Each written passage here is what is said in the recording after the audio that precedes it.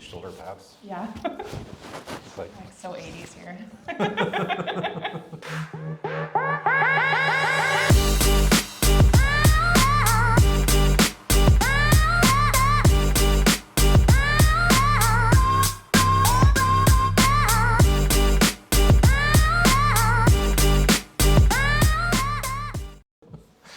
Ryan Vandale from eXp Realty here with Ashton Hamby from Key Mortgage Group. Now, Ashton, like when I first got into the business, I remember it was my, I think like I was in the business for like 9 months, and I had this buyer who was renting an apartment, and he, oh my God, I think we looked for 4.5 months trying to find a house, and he was pre-approved and everything was good to go. We finally find that house. We were lucky enough to get it under contract, and we're about halfway through. I would say, more than that. We're about 80% through. And then it came down to getting that final loan commitment, and the guy bought a Harley.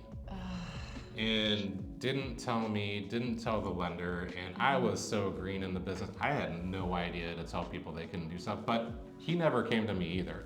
So I was all excited, I barely had any closings. I'm like, this is my start in real estate, this is gonna be great.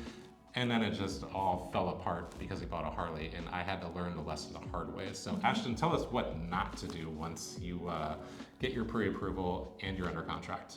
Yeah, so there's a lot of things that you absolutely should never do when you're under contract to purchase a home. You don't want to change jobs. You don't want to quit your job. You don't want to change the way you're paid at your job. Sometimes, even if it's a better financial situation, you're getting paid more. If you change that in the middle of the contract process, that could disqualify you from the loan because we don't have the history of you being paid that same way for so long. You don't want to take out other lines of credit. You don't want to even apply for other credit. Yeah, so if you're at Target and they offer you a 10% discount for getting a credit card, tell them no. Yes. Absolutely not. You can do that after you close, that's up to you, but you want to make sure that you're protecting your current credit score. Even the credit cards that you already have, don't change your spending habits on there. If it's normal for you to put all of your expenses on a credit card and pay it off at the end of the month, that's good. Your loan officer has already discussed that with you. But don't go and buy furniture. I was gonna say, what if Furniture Row offers this massive sale that always happens about like 2 weeks before they close? Should they go for it? No, don't do it. Going out of business, retiring. Yeah, they go out of business all the time. It's okay. Don't buy your furniture without talking to your lender. I'm gonna tell you, don't change your job, don't apply for a credit, don't spend your down payment, don't do any of this. Just keep everything the same until closing. But I'll be honest, take this with a grain of salt, and please talk to your lender, whether it's me or someone else. Sometimes things come up and they won't impact your eligibility, but you should act on the assumption that if you do something that changes your income, assets, credit, or debt to income ratio, that it's going to disqualify you from the home. Ashton, sorry to interrupt, but what if I have an extra 10 grand on top of all the money that I'm required to have to buy this loan, and I decide, you know what, I'm gonna pay off a credit card? Yeah. So talk to your lender about that, because if you do have that extra money laying around and you want to pay off that credit card and you haven't told your loan officer about that, you know what? Paying off that credit card might positively impact your loan application, and you might get a better rate, better terms, lower closing costs. It could have a positive impact, but if the lender is using that $10,000, even though to you it's extra money that is available, you don't need it for your down payment or closing costs, the lender might be using those funds as reserves to get you qualified for the mortgage. So don't touch any of that extra money without talking to your lender first. And word of warning, if you decide that you're one of those people that you can pay off that card and you get permission from your lender, do not close that line of credit. Oh, no, never close it. Never.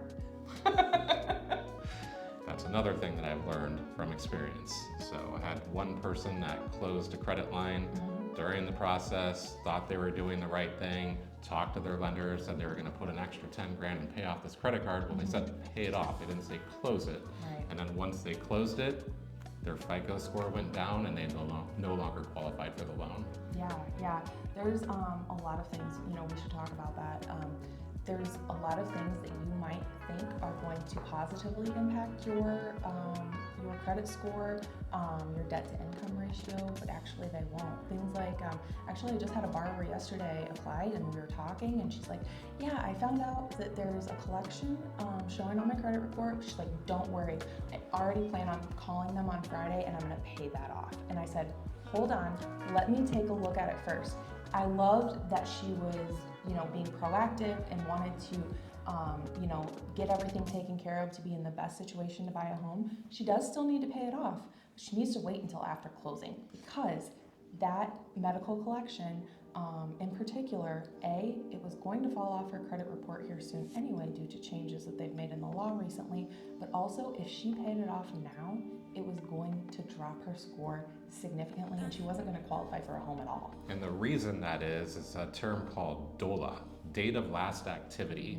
So what that means is that if you had an account in collections and it would say it's like 5-6 years, but you've never paid anything towards it, it's negatively affecting your score as of that moment that it hit your collection account, and maybe for like that first 30-60 days or whatever. But now years have gone by, and say you've been paying all of your other accounts off perfectly on time and abiding by the rules and whatnot, and your score goes up.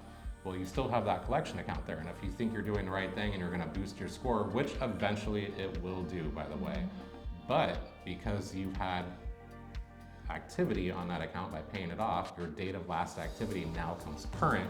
So the credit bureaus are looking at it as now it's a current collection, and even though it's paid to zero, it still negatively impacts your score until eventually it raises. Right, definitely.